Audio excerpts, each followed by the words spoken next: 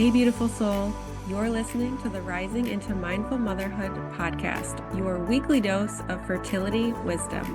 I'm your host, Dr. Katie Wood. I'm a barefoot mama bear, pharmacist, and integrative fertility coach. This is your go-to podcast for all things to naturally nourish your fertility, embody womb healing, and reclaim your feminine power to accelerate your path to pregnancy. My expert guests and I will be having intentional conversations to discuss the many facets of a thriving, fertile foundation, natural wellness, and how we grow and transform as women on our journey to motherhood. So let's dive in, shall we?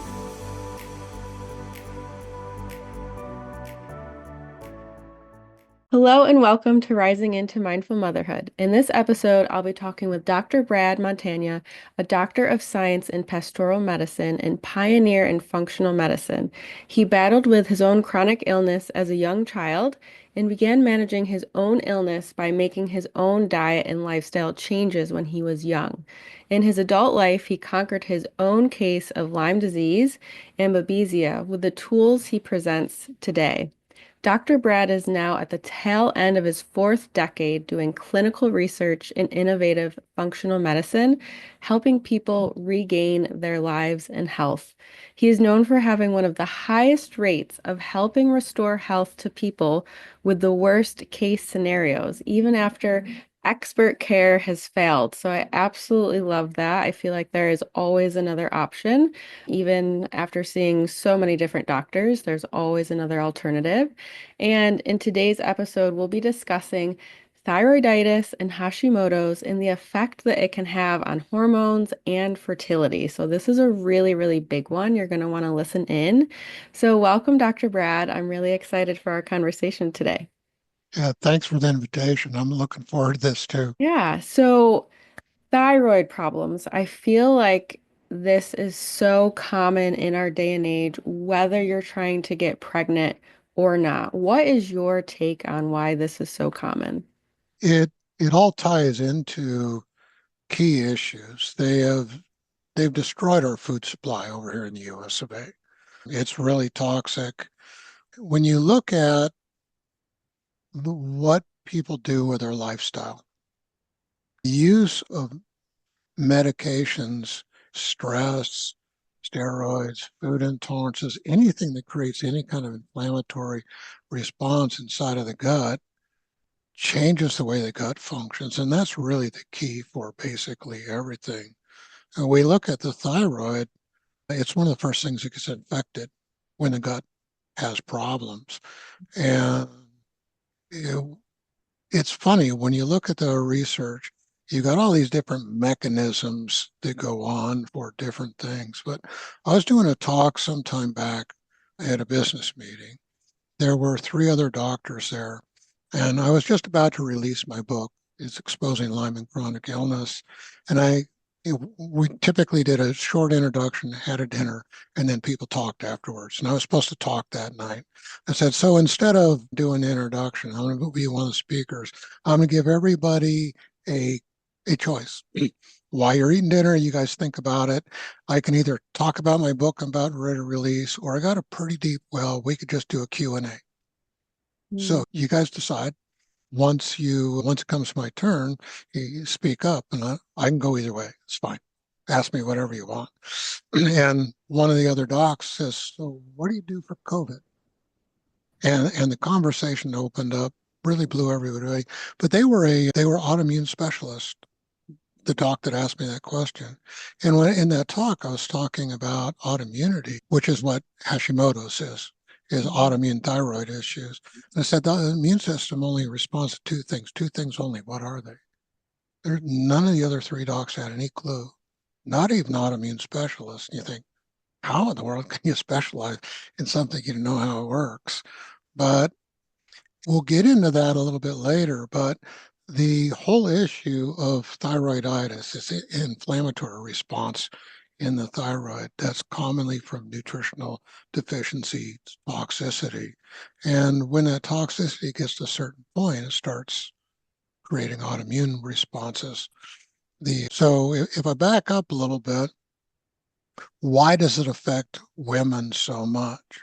When we look at the toxins out there in the world today, herbicides, pesticides, and all the other things that go on, most of those are estrogenic Mm-hmm. xenoestrogens. Men don't have nearly the estrogen receptors as women do. So women get affected a whole bunch more than men do. And when you look at things like the thyroid, it always amazes me how much key information is just deleted from the general knowledge of people and all that. Like the amount of women that you talk to whose mothers explain to them about their cycles and how they have to deal with it is precious few. And it's not something you should learn out in the street. It should be in a good place. When you look at fertility issues, women's cycles, the thyroid's 50% of what controls our cycles. And thyroid dysfunction is responsible for 60% of the miscarriages. Mm-hmm. Now, that was before the pandemic and all that went on, and that increased and that changed a bit as far as that goes. But that's how important it is. So years ago, we had a nurse come into our office. She'd just seen their OB. She'd been bleeding, hemorrhaging for 2 months at least. The OB couldn't figure out what it was. She'd thrown every bullet she had at it. The nurse was headed home, talked to a friend, and said, my OB just said, we're supposed to come back in Friday morning, and she's either going to ablate my uterus, burn the inside, chemically burn it, or she's going to cut it out. And the lady she's talking to says, you need to go see my doctor. So she talked to her, she called me, she turned around on her way home, came into her office. So I think it was Wednesday, late afternoon, figured out what it was, figured out how to resolve all this stuff. And she asked me at the end of that visit, so how long does it usually take you to stop a woman hemorrhaging like this? I said, typically within 24 hours, unless it's thyroid, and then that could take like 72 if I'm not sure that's what the cause is, but we know it is, so we're going to address all that together. She calls me and I said, I want you to come in here on your way to your OB appointment on Friday. So I want to see you first. She comes in, plops down, and goes, so what do you think I should do? I said, what's going on with you? She goes, what do you mean? Well, how's the flow? And she goes, I went home, I started doing what you gave me, started following that. I woke up the next morning, I was just spotting. By noon it quit, and I haven't bled a drop since. And she just looks at me funny. So what do you think I should do? I said, why are you asking me? The whole reason you're going to your OB is now resolved. And it didn't hit her till then. But that's how big the thyroid is and how quickly you can really resolve these things when you understand what really sets the stage for everything that's going on. If we talk about the background of all that, actually, let's talk about thyroid function and we'll talk about the background because the thyroid's the weirdest endocrine organ we have. It doesn't produce anything functional. We have a place in the base of our brain called the hypothalamus that reads circulating levels of gases, minerals, hormones, things that are critical to our life. And the hormones have more of a global effect physiologically on people. So it's not like it just targets into one thing. They're just global things. The nervous system is more targeted as far as those effects are. So we look at all the hormones and they're going to have a lot bigger function than what people really realize. So the hypothalamus, it reads your circulating levels of hormones. It communicates down a short little vein into a spot that's right in between here, pea-sized gland called the pituitary. And the pituitary sends signals out to regulate how all the different hormonal producing glands produce everything. When you look at the thyroid, it's the only hormonal producing gland that doesn't produce an active hormone. It produces thyroxine, which goes out in the tissues and it gets converted in all the tissues into the functional aspects of the thyroid hormone, and that's T4. T4 converts to T3, T3 to T2, T2 to T1. They haven't studied T1 too much, and most of the literature keys in on T3, but it's not the only thing doing anything. And each one, about 75% of that conversion happens in the muscles, kidneys, liver, some other places, but most of that happens inside of the muscles, inside of somebody.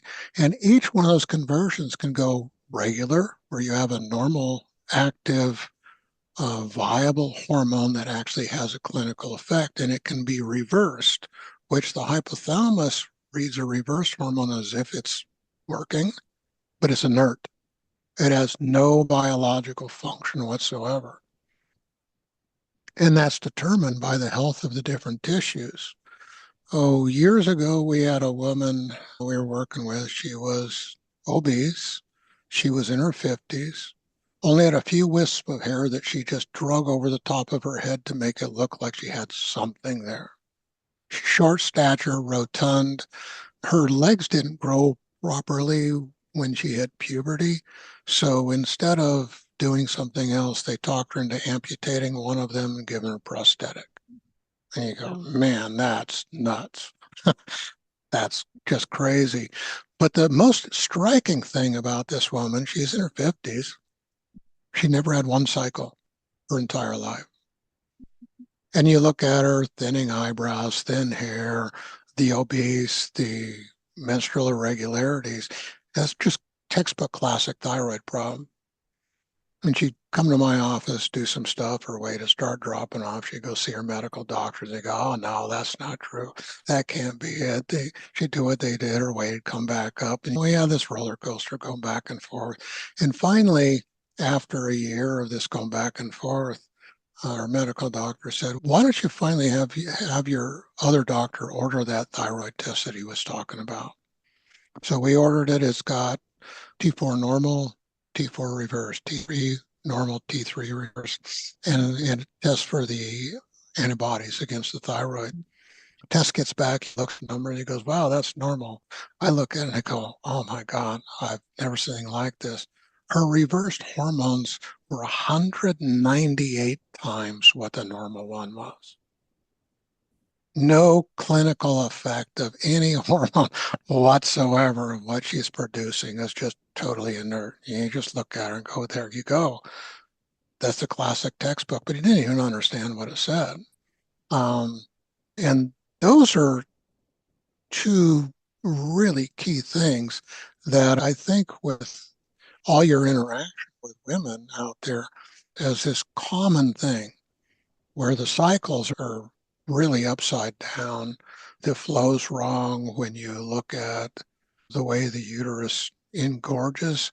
A typical cycle should start off with dark blood because as soon as you start producing progesterone, it makes the arteries of the uterine lining clamp to allow the blood in that to stagnate to make a very rich environment so that it does need a direct blood supply with implantation and it can nurture in that environment.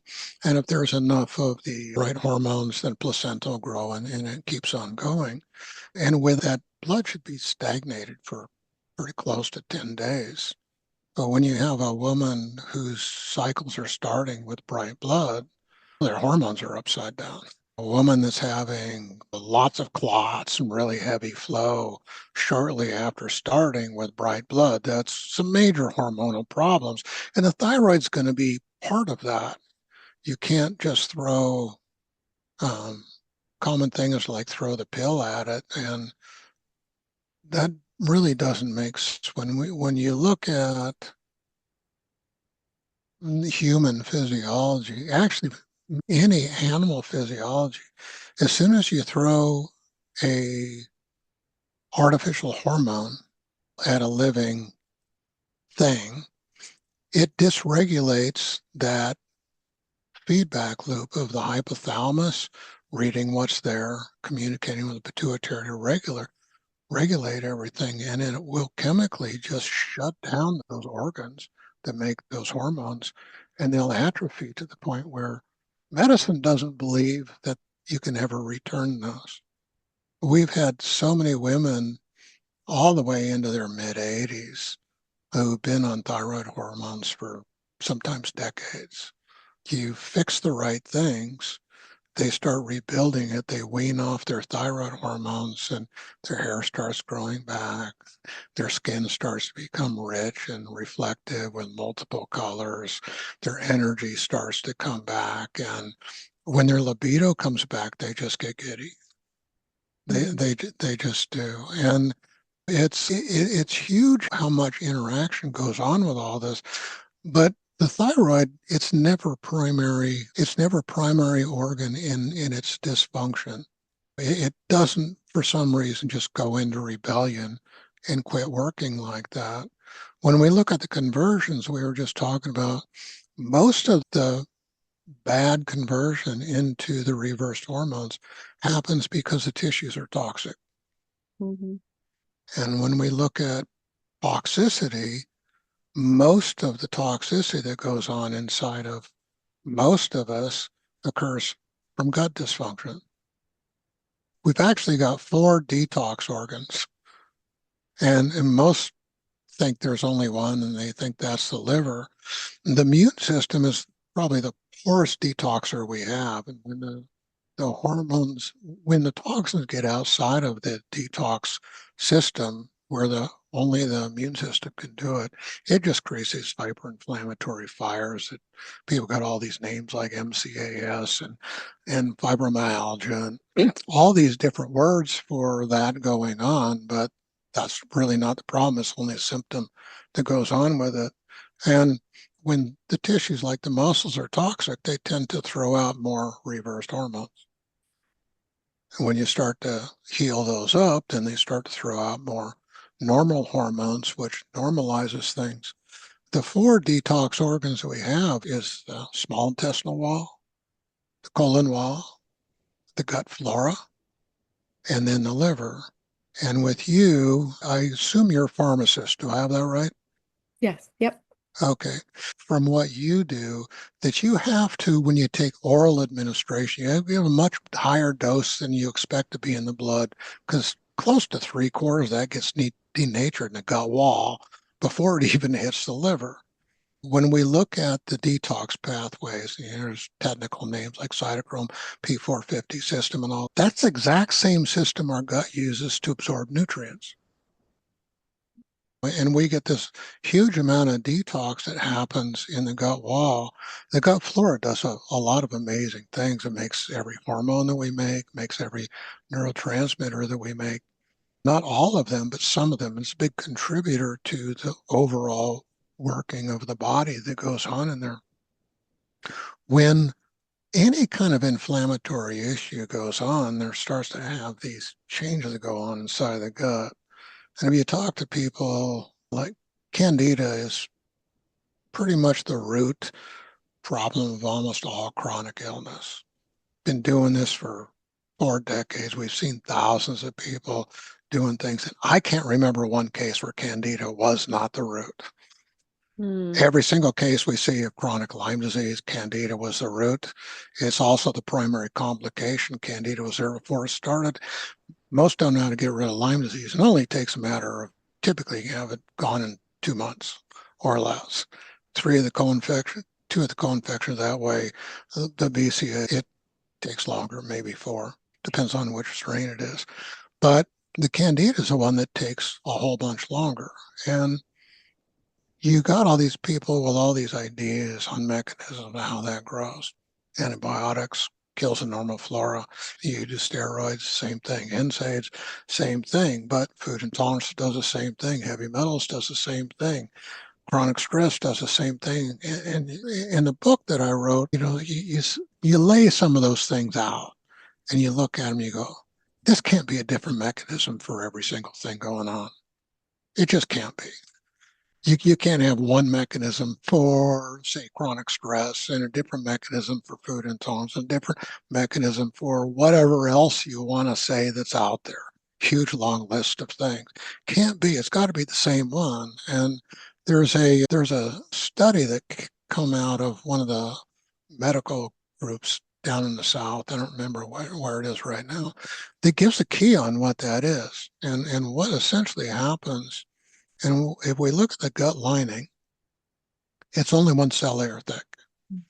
And that lining should replace itself every 24 hours. If we do a cross section, we look at it sideways, it looks like this, where all my fingers sticking up, those are the microvilli. And those microvilli increase the surface area of the gut about 400 times. Oh, and that's crazy, isn't it? The microvilli, they produce a mucus, and the mucus fills all the space in between the microvilli and caps it over the top. And that's where all the microbiota or the gut flora live. It's all the microbes that live inside of your gut. And if you ever look at an electron micrograph slide of a leaf on a plant or inside of the gut, you can't see the leaf. You couldn't see the gut because of it's just coated in billions of these microbes that live in there. And it's when you look at it, there's no way that the food can actually touch the microvilli. It's the microbes that they go up and they change all the nutrients and they break them up, bring those back down so the microvilli can absorb those. We got the exact same thing that goes on inside the soil with the roots of plants and all that. It's the microbes that convert all the nutrients in absorbable forms so that the plants can take it up. The plants bring about 25% of their nutrients, mostly sugars, down to the roots to feed those microbes to keep them there. And without it, neither one of them will stay alive. And that's the way that our gut is. And the microbes in there communicates with our brain, communicates with the hormonal system and all that. And those cells, they're locked together with something like Velcro, like this. Whenever there's anything inflammatory, and those are called tight junctions. Whenever there's anything inflammatory, those tight junctions loosen up and there's space in between the cells. Normal absorption has to go through the cells. And that's where we get that selective membrane where you can't get things that shouldn't be Right. through the gut wall into the bloodstream and overwhelm the liver and go systemic. When those tight junctions start to open, stuff starts to come in between it.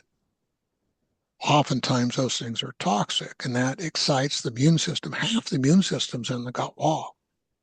Literally half of it. It excites the immune system and the immune system starts to attack those toxins. They hide, they try and get into the tissue as soon as they can.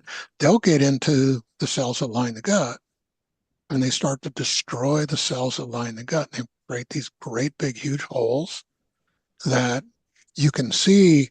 I got some electron micrograph slides where microvilli look like this, and with Crohn's disease, it looks like my knuckles. And all the immune cells, they're called Peyer's patches. There's these little glands, and then you got small ones more on the surface and deeper ones inside.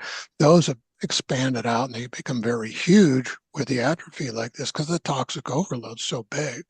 It overwhelms everything. As soon as that does, we look at the normal detox loop. It should be the gut wall and the gut flora taking care of the bulk of the toxins that are there. What they miss, the circulation comes right out of the gut, goes into the liver. And the liver, it's designed to catch all that stuff. It's got immune function too. And what it can't deal with, it dumps it back into the gut through the bile. But as soon as the liver gets overwhelmed, all that toxicity spills out systemically and it tries to hide someplace. It'll go out in our secondary elimination organs, which is the lung and the skins. And that's what asthma is a symptom of toxicity, impaired detox pathways, impaired elimination. You look at all your rashes, same thing. It's impaired elimination, impaired detox issues. A woman, when she's in her cycle, it's a unique time where that organ clears its toxins out too, only during her cycle time. So whenever all this stuff starts to go systemic, gets outside of that loop, the immune system can't handle it very well. What can get out through the secondary elimination organs, it does. And what doesn't tries to hide in the fatty tissues. Our hormonal producing glands are 50% fat. That's where the toxins go to hide. The thyroid and the adrenal are the first two that get taken out. And as soon as that starts to get systemic, we start to see thyroid depression, adrenal depression. The studies show this is an absolute reality of what happens with toxicity, but they don't hook where the toxins are coming from. And when those toxins build to a certain point, the immune system no longer recognizes those as our own tissue. They look at it as it's a foreign invader and they go to attack it. And there you have the foundation of both your thyroiditis and your Hashimoto's. And Hashimoto's just says it's an autoimmune issue. We don't know what's causing it. What's interesting, because I got a email recently from a mom we were working with. Her 5-year-old had severe Crohn's. There's a lot of, as the mom put it, fear mongering of a medical specialist in one of the Ivy League schools tied in who's threatening to extract her child and put her in foster care if she doesn't subject to these dangerous experimental IV drugs that could be lethal. And she's playing the two parents against each other. The father's really scared of all this, and the father's more medically minded, and the mother's more naturally minded. And we start working with her. This little girl hadn't grown, she hadn't gained a pound in over a year.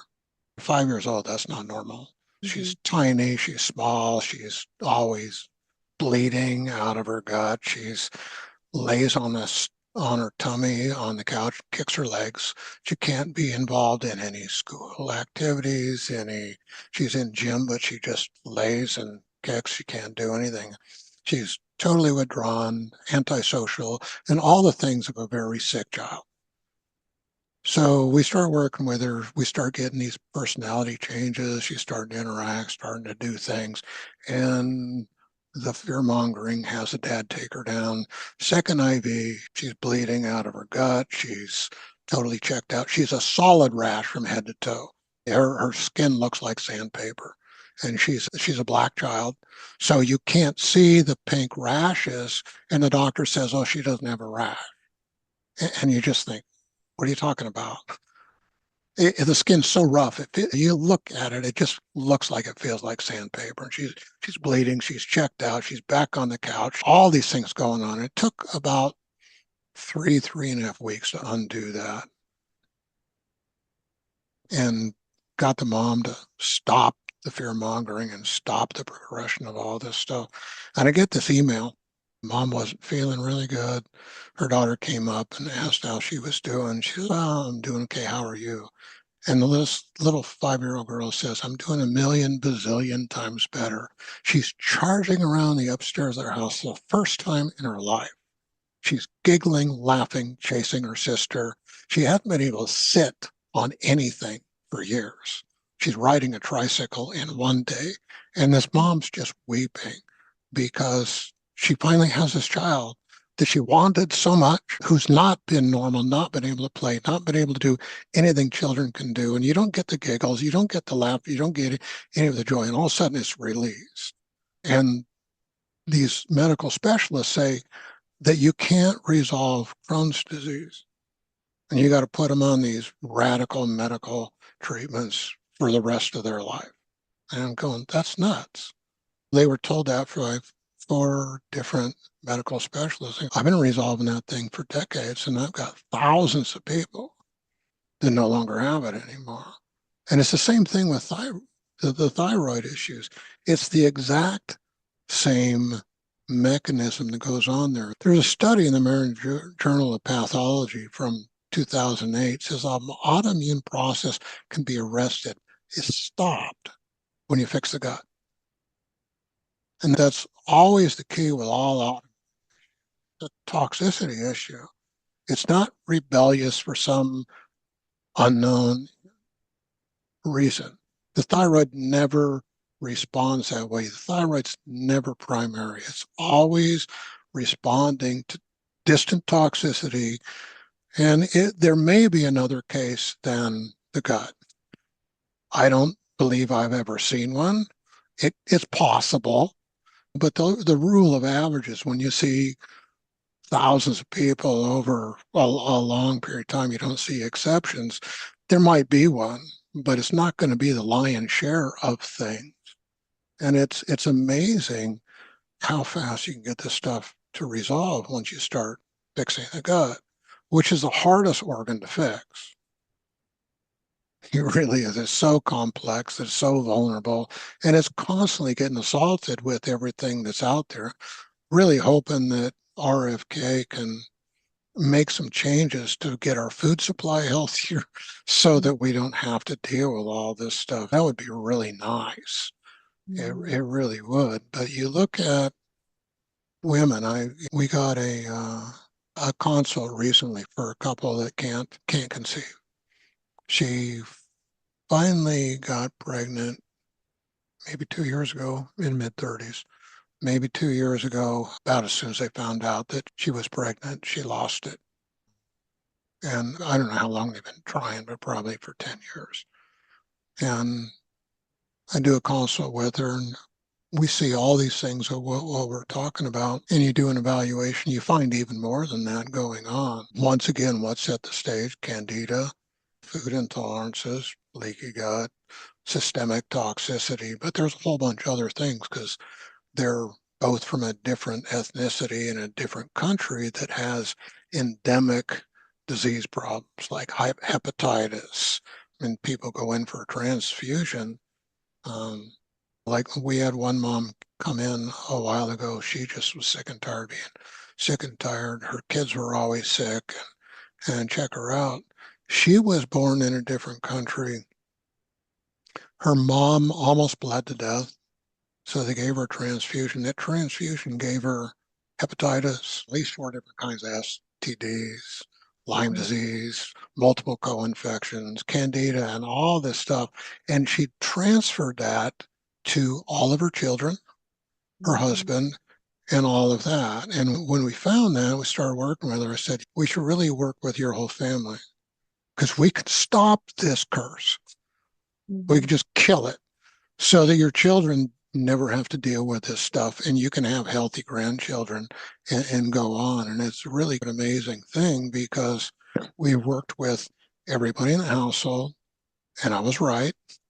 They all had the same thing because it's all fluid transfer diseases. We think of Lyme disease, STDs, and things like autoimmune. We think they're genetic.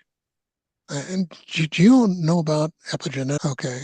Epigenetics is a pretty neat study that shows that every gene that we have has 30,000 different potential ways to express itself, and the way we live determines what that is.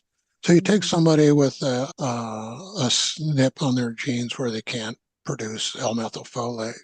Mhm. We start working with those things. You got to supplement that at first. You heal the gut up, and sooner or later down the road, they don't need it anymore because they're producing it. They still got the snip. And that's one of the big problems with a lot of the testing is it doesn't allow for the body adjusting for things. And you look at biology, we're so complex and so interactive. It's really hard to isolate one thing. It's like impossible because there's so many possibilities that are there with things. And we look at stuff, these things that people think are genetic, where it's something because of a failed system somewhere distant, but it'll perpetuate for all generations Mhm. till somebody addresses it. It's an amazing thing. Guess how long it took us to clear the hepatitis? Couple months. Not even that. Yeah. 6 weeks max, and it's gone. And that's one of those things that the medical system doesn't believe you could ever address. Mhm. Epstein-Barr is another one they think you can never address. And those two are really big factors with thyroid. Epstein-Barr typically is 4 weeks or less. It's Mhm. gone. It's not there. And we look at things like the thyroid, it'll heal before you get the gut all the way healed.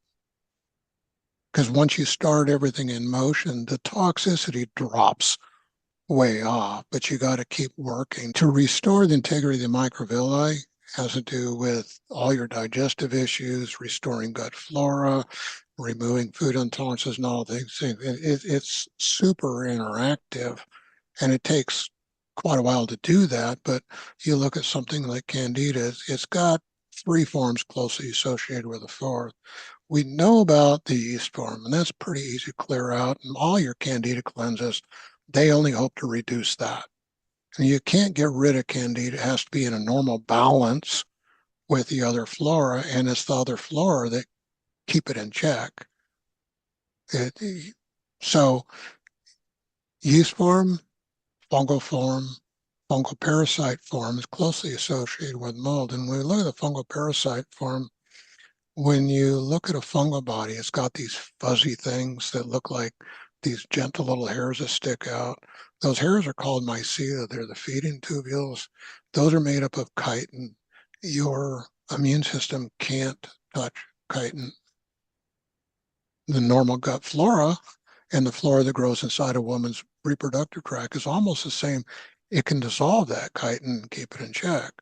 But when you kill the normal flora, there's nothing to keep Candida in check. And that's why it's one of the biggest pathogens that grows. So to restore the health of the gut so it's not going to come back, you've got to fix all the flora. And you look at all the approaches that people do out there. We test everybody as individuals on individual products. And we probably tested hundreds of flora supplements. I know three that work, and one of those three I haven't used in almost a year. And most of the supplement industry is that way. There's very few things left that actually work. What worked before COVID hit, COVID disrupted the supply chain, and the high quality building blocks to build things disappeared. You've taken what was the best things in the entirety of North America, no longer usable. You got to keep finding stuff. The amount of things that actually work is huge, but doesn't really work to get a program. Those get people in trouble, they get them really sick and all that. You really need some directed care Mm-hmm. for taking care of things. And those are the things you do to bring the thyroid back. All of the adaptogens you throw at thyroids, I quit using those probably 2 decades ago. You can keep throwing them at people, they never get any better. It's just not the issue. It's not the issue at all. And the adrenals, it's the same thing. The adrenal is what makes the precursors, all the sexual hormones. So you take the Mm-hmm. adrenal out, you're not making your normal hormones. You can't have normal cycles. You can't have normal fertility. You don't have normal drives. It's not there. And everything ties back to what Hippocrates said. He believed all disease starts in the gut, and science pretty well proves that out. You take decades of clinical experience doing things where you have the tools to evaluate everything. You localize what primary root causes are, where they're at. It's almost always the gut, and it's almost always Candida that's there. So Yeah. that was an earful. You gave beautiful context to it and just such a good background and understanding because the thyroid, like doctors just test for TSH. I'm sure you're well aware, but even for someone who's trying to get pregnant, that's all they're testing and they're not even looking at the gut. So I think for anyone who's listening, this has got to be such a huge eye opener because people are struggling to get pregnant for years and years, and none of these things that you just brought up are being addressed. They're not being looked at. It's just take this fertility treatment, go do IVF with no guarantee, and you're going to be, still sick afterwards if you want to continue to have more children. And like you had mentioned earlier, you're going to pass these things down to your kids if you're not addressing them before you conceive. Yeah, the one mom that we just did an evaluation with that I brought up at the beginning, I'm looking at her and what's going on with her. I said, you're probably going to be very highly likely inside at about 4 months to get pregnant. And everything that you have, your husband has. We can get you fairly free of it, but he's going to constantly pass it back and forth. You take things like your flora, and I said earlier, the flora inside of a woman's reproductive tract is almost identical to what the gut is. It's fed a different way, and you look at women that are been on the pill for a while, the way her flora in her reproductive tract gets fed is through the sugars in her cervical mucus, whereas it's the fermented foods, primarily the fermented fibers and all that feed the flora inside of our gut. So the food is a little bit different, but what's in there is almost identically the same. When a couple gets together, within a few months, their flora normalizes. It becomes the same. Mhm. And it becomes the same, not for the better of the two, but for the worse of the two. And there's all these things that people think, like Lyme disease, they think it's tick-borne. No, it's not tick-borne, it's fluid transfer. So anything that can transfer fluid from one individual to another, one organism to another, carries it. So you take an old world date from back in the 50s, go down to the IHOP and share a milkshake. You've just shared body fluids. Doesn't have to be sexual contact. The sexual fluids have it. The blood bank in Minnesota and Wisconsin, 2 to 3% of that's infected with um, Lyme disease. You take the blood banks of your communist countries like Russia, places like that, it's endemic to have hepatitis in it and other different things that go on with that just because of the way the societies are.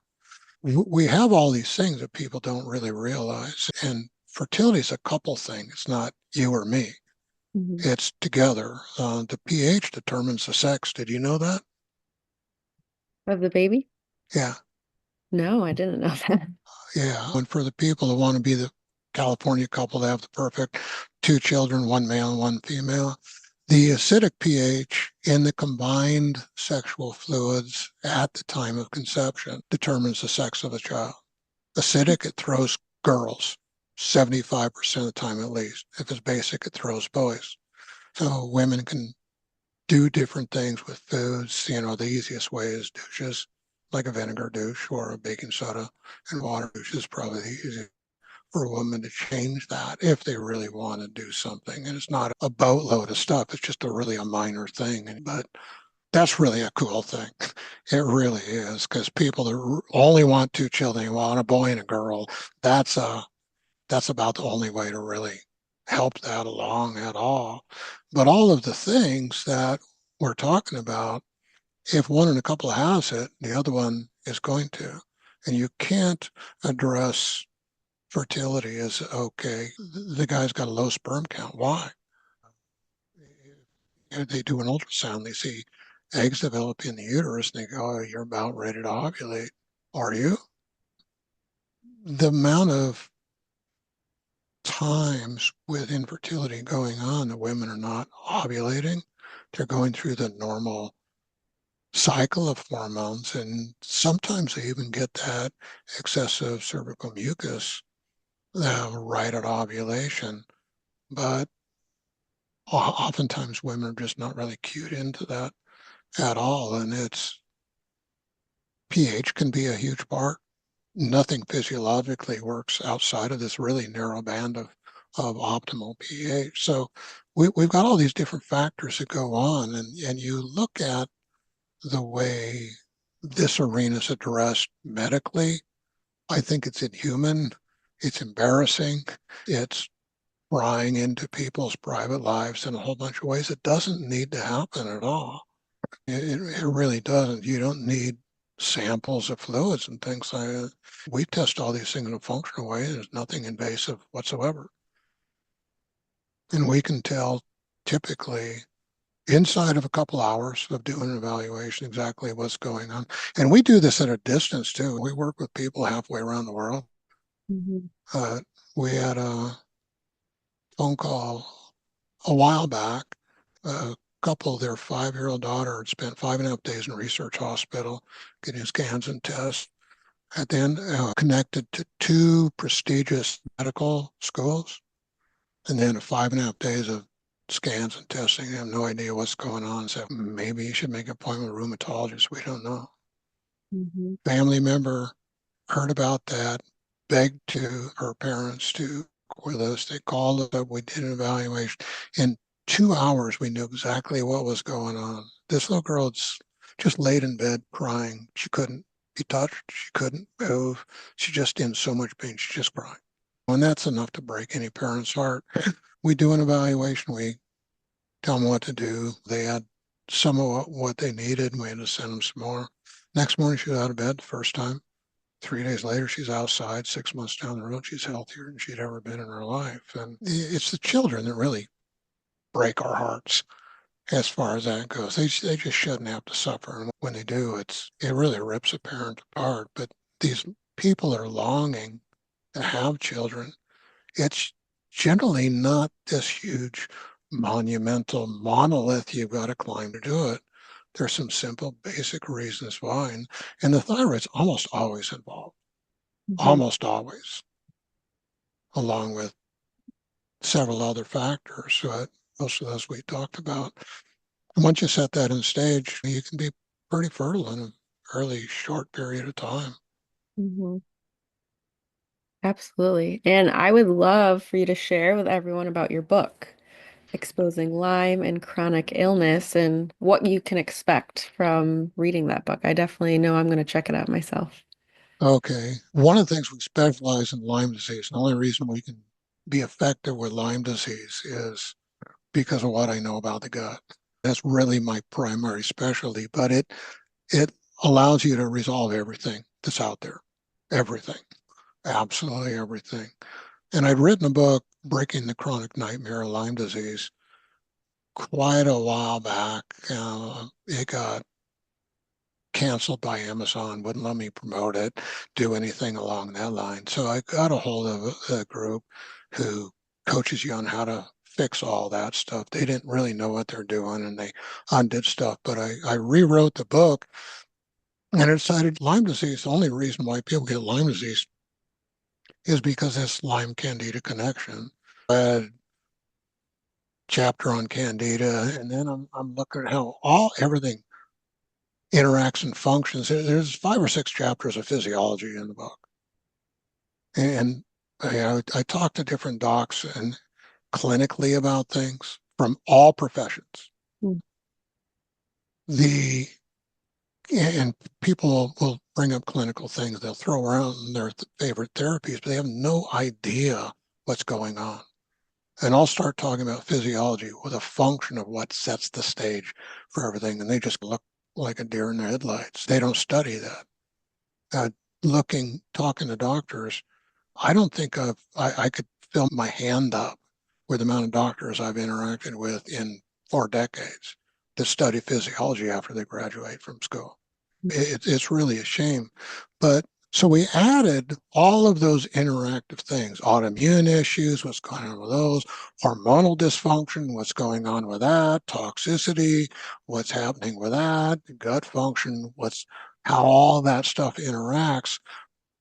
A lot of food intolerances in there. It's book's a little over 300 pages. There's almost 200 literature sites in it. And I probably could have done double that. I just got tired of making them. Yeah. You do get tired, but the book's written in a common language, the way that I'm talking, so people can understand. And every chapter, except for the one on hormone dysfunction and its invasion of intimacy, is the only chapter that I don't put a story on what's about that. And I didn't think it was appropriate there. We look at in the Bible, the Song of Solomon is one of the most erotic books ever made. And it opens the curtains, it sets the stage, and it closes them and lets your imagination go with wherever that's supposed to go. And I really believe that's how intimacy should be. And I just didn't think it was appropriate to put a story in that. But every other chapter has got a story on somebody that was severely disabled with that kind of condition, what it took to resolve that, which brings up something that a lot of people don't realize. The clinical effectiveness of doctors with anything is only 20 to 25% of the people that they see. They can give any clinical help at all, and that's almost always just a reduction in symptoms. Mm. We're over 4 times that in complete resolution back to full health of the failures that have been to the best specialists in the world. Doesn't matter how many doctors they've been to, and we're still in the mid 90% of getting those people healthy again. And it doesn't take nearly as long as people think. So that Mhm. book is all the background on what's going on and generically what needs to happen with that. Um, so Amazing. The link for that will be in the show notes. And Dr. Brad is also offering a free consultation. You just have to mention that you listen to this podcast. And can you let the listeners where they can find you, connect with you, and learn more? Because you are a wealth of information. yeah, the website, it's healthfullyu.com. You could put that link in there too, and people could chase that. The consults that I do are like the way that I talk, and it's pretty common for people to learn more in a consult than they've learned working with multiple practitioners over a long period of time. Mm-hmm. Yeah, but we dig it into root causes, what's actually going on, interacting, and setting the stage for what's there and what it's going to look like, how to address that, and how to resolve it. Mm-hmm. So I don't talk about me there. I talk about what's going on clinically with a person. Mm-hmm. Amazing. Thank you so much for sharing all of that about thyroiditis and Hashimoto's and really where, thyroid issues are rooted in, right? Our gut. Yeah, It's just so important. And I know that the gut health is really, trendy right now, but I don't think that anyone has spoken to it with such detail and background knowledge and experience. Like you said, you've just seen thousands and thousands of cases, and you can't argue that, right? Nobody can dispute what you have seen and the success that you have seen as well. So thank you so much for sharing all of that. yeah, this has been good. So thanks for inviting me to this. This has been a good talk. Thank you so much for tuning in to the Rising into Mindful Motherhood podcast. If this episode resonated with you or gave you an aha moment, stop what you're doing right now and write a review. This simple act of kindness helps me get this podcast out to connect with as many women as I possibly can. I also have a special offer. If you send me a screenshot of your review, I will take $250 off one of my premium coaching containers. Let me know what resonated with you the most and why. So connect with me in my free Facebook community or tag me on Instagram. You'll find both listed below. Thanks again from the bottom of my heart for tuning in to this episode, and I'll see you next time.